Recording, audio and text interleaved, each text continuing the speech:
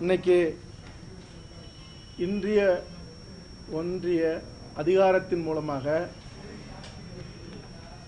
பன்னெடுங்காலமாக தங்களுடைய விடியலுக்காக போராடின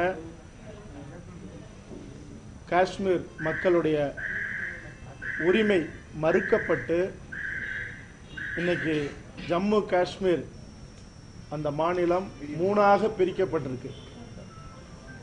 இது ஒருபோதும் இது ஒரு சரியான நேர்மையான ஒரு செயலாக எங்களால் பார்க்க முடியல. இதனுடைய வரலாறுங்கிறது இந்திய ஒன்றியத்தில் ஒரு பெரும் கரைபிடிந்த ஒரு வரலாறாகத்தான் இந்த செயல் எதிர்காலத்தில் பார்க்கப்படும். 1947 இந்தியா பாகிஸ்தான் பிரிவினை நடக்குது. அந்த பிரிவினையின் போது நாங்கள் தனியாக இருக்கோம் அப்படின்னு சொல்லி இந்த காஷ்மீர் மாநிலத்து மக்கள் அந்த மண்ணை ஆண்ட ஹரிசிங் அப்படிங்கிற அந்த மன்னர் இவங்க எல்லாரும் நின்ன போது பாகிஸ்தான் ஆதரவோடு பக்டூனிஸ்தான் அப்படிங்கிற ஒரு படை அதை ஆக்கிரமிக்குது, சுற்றி வளைக்குது. அப்போ ஜவஹர்லால் நேரு அவர்கள்ட்ட அந்த செய்தி போன போது ஜவஹர்லால் நேரு அவர்களும் ஹரிசிங்கும் ஒரு ஒப்பந்தம் போடுறாங்க. அந்த ஒப்பந்தத்தில் நீங்கள் ஒரு தனி நாடாக இயங்கலாம், உங்களுக்குன்னு தனி சட்டம் இருக்கும், உங்களுக்குன்னு தனி கொடி, தனி நாடு, தனி பிரதமர், இது அத்தனையும் நீங்க வச்சுக்கலாம் அப்படிங்கிற அடிப்படையில் தற்போதைக்கு எங்களோட சேர்ந்து இயங்குங்க அப்படின்னு அந்த ஒப்பந்தம் போடப்பட்டது. அன்னைக்கு இருந்த ஷேக் அப்துல்லா அவரும் இந்த ஒப்பந்தத்துக்கு ஆதரவு தெரிவிக்கிறார். இந்தியாவோட ஒரு இணக்கமான ஒரு போக்கை கடைபிடிக்கலான்னு. ஆனால் 1950களிலேயே நேரு அவர்களுடைய அந்த அதிகார வர்க்கம் ஷேக் அப்துல்லாவை சிறபிடிச்சு இனி ஒருபோதும் உங்களுக்கு இது தனி நாடாக அமையாது அப்படின்னு சொல்லி மறுக்கிறாங்க. அப்ப அந்த ஜம்மு காஷ்மீர் மக்களுக்கு முதல் துரோகத்தை காங்கிரஸ் அரசாங்கம் செஞ்சது, நம்பிக்கை துரோகத்தை செஞ்சது. அதன் பிறகு அந்த மக்கள் பல்லாயிரக்கணக்கான மாணவர்கள், இளைஞர்கள், அந்த மக்களுடைய அந்த குழந்தைகள் தங்கள் விடியலுக்காக தங்களுடைய உயிரையே பலி கொடுத்தாங்க. தங்கள் இனம் ஒரு தலை நிமிர்ந்த இனமாக, ஒரு கௌரவமாக வாழறதுக்கு எவ்வளவு தூரம் போராட முடியுமோ ஒரு பக்கம் தீவிரவாதி எதிர்த்து போராடினாங்க, இன்னொரு பக்கம் இந்திய ஒன்றியத்தின் ராணுவத்தை எதிர்த்து போராடினாங்க. ஆனால் கடைசியாக 2019 இப்ப அத்தனை அந்த உயிர்களுக்கும் அந்த தியாகம் செய்த அந்த மக்களுக்கும் நம்பிக்கையோடு காத்திருந்த அவர்களுக்கு மீண்டும் ஒரு முறை ஒரு பெரும் துரோகத்தை இந்திய ஒன்றிய அதிகார வர்க்கம் இப்ப செஞ்சிருக்குது. இதன் மூலமாக நாங்கள் ஒரே நாடு ஒரே இந்தியாங்கிற ஒரு நிலைப்பாட்டை அவங்க பிரகடனப்படுத்திருக்கலாம். ஆனா அவர்களுக்கு இழைக்கப்பட்ட துரோகம்ங்கிறது ஒருபோதும் வரலாற்றில் மறைக்கவே முடியாது.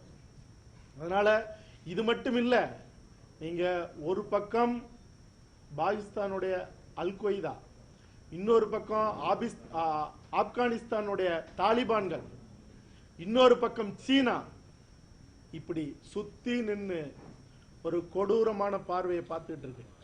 அந்த மக்களுக்கு இன்னும் இன்னும் சொல்ல முடியாத துன்பங்களும் துயரங்களும் மட்டுமே நேருமே தவிர ஒருபோதும் உங்களுடைய கனவு நிறைவேறப்பட்டதாக நீங்கள் சொல்லலாம்.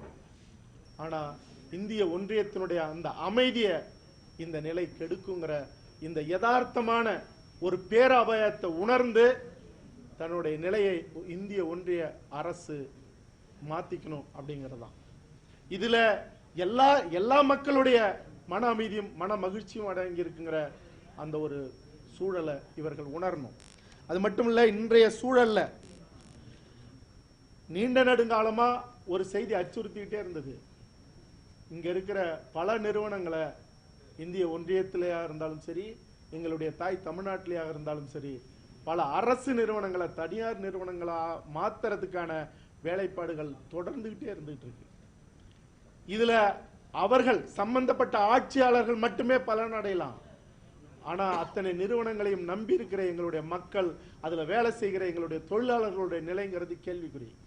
அதுல இன்னொரு பேராபாயம், தமிழ்நாட்டின் மீது விழுகிற முதல் அடியாக இன்னைக்கு ஊட்டியினுடைய அந்த மலை, அந்த பேரழகை ரசிச்சுக்கிட்டு இருந்த எங்க மக்களுடைய அவர்கள் பயணம் செஞ்சிட்டு இருந்த அந்த மலை ரயில் இன்னைக்கு தனியாருக்கு ஒப்படைக்கப்பட போறதான ஒரு செய்தி, உறுதியான செய்தி வெளியா இருக்கு.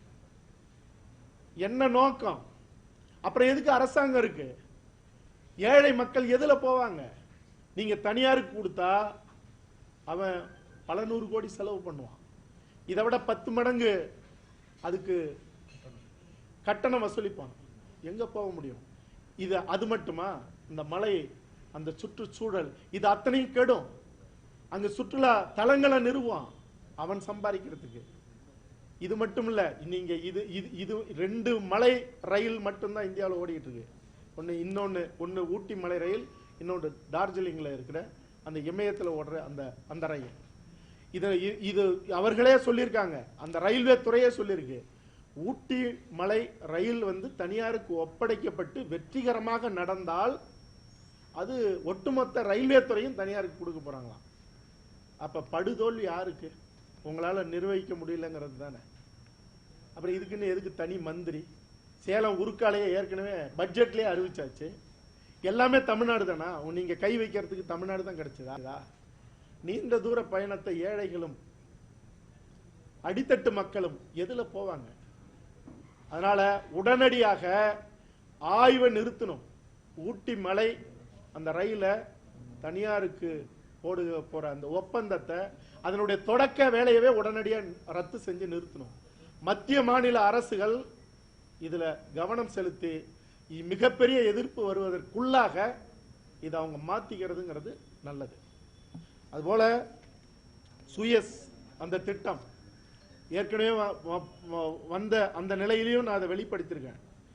இது தமிழ் இனத்தை சோத்துக்கு இல்ல, தண்ணிக்கு கையேந்திர நிலைக்கு உள்ளாக்குறது. இது அது ஒட்டுமொத்தமாக எங்கள் தமிழ்நாட்டில் இருக்கிற நகரங்களை இந்த சுயஸ் நிறுவனம் கவ்வி பிடிச்சு இது அது அந்த கொடூர அவங்களுடைய நிலையை இங்க நிலைநிறுத்துறதுக்கு முன்னாடி கோயம்புத்தூர்ல இருந்து தொடங்குறதுக்கான வேலைகள் நடந்துகிட்டு இருக்கு. எல்லா விதமான கட்டமைப்புகளும் போயிட்டு இருக்கு. யாரை கேட்டு 3000 கோடிக்கு ஒப்பந்தம் போட்டீங்க? இப்ப பெய்த ஒரு மழையில 30க்கும் மேற்பட்ட சிறு பெரு குளங்கள் நிரம்பிருச்சு. நொய்யலாத்துல கூட தண்ணி ஓடுது. பவானி ஆறு பக்கத்தில் இருக்கிற ஊர்களுக்கு எச்சரிக்கை. சிறுவாணி ஆத்துல. ஆக இப்படி இருக்கும்போது இங்க வர்ற தண்ணிய பாதுகாத்து சுத்திகரிப்பு செய்து எங்க மக்களுக்கு கொடுக்க வேண்டிய அரசாங்கம் எதுக்காக ஒப்பந்தம் போட்டு பிரான்ஸ் கம்பெனிக்கு நீங்க கொடுக்கணும்? ஏற்கனவே பல இடங்கள்ல சொல்ல முடியாத அளவுக்கு அந்த மக்கள் கொந்தளிச்சு அடிச்சு விரட்டி துரத்தப்பட்ட ஒரு நிறுவனம் சுயஸ் நிறுவனம். அப்ப இதுல எத்தனை அரசியல்வாதிகள், அரசு அதிகாரிகள் கையூட்டு வாங்கிட்டு இந்த ஒப்பந்தத்தை நீங்க போட்டிருப்பீங்க. அதனால மீண்டும் ஒரு முறை சொல்றோம், உடனடியாக இந்த சுயஸ் அந்த நிறுவனத்துக்கு போடப்பட்ட ஒப்பந்தத்தை ரத்து செஞ்சுட்டு இங்க இருக்கிற மாநகராட்சியை அந்த வேலையை செஞ்சு முடிக்கணும். மாநகராட்சி கிட்ட தான் தண்ணி வாங்கி நாங்க குடிப்போம். காலகாலத்துக்கு எங்க வரி மாநகராட்சிக்கும் இந்த அரசுக்கும் தான் போயிருக்கு, பிரான்ஸ் நிறுவனத்துக்கு இல்ல. அவன் அப்ப விட்டு தண்ணி அவன் எடுத்துட்டு வந்து கொடுப்பான்னா சொல்லுங்க, எங்களுக்கு வேற வழியே இல்லை, தண்ணிக்கு நீங்க கொடுங்கன்னா நாங்க வாங்கி குடிக்கிறோம்.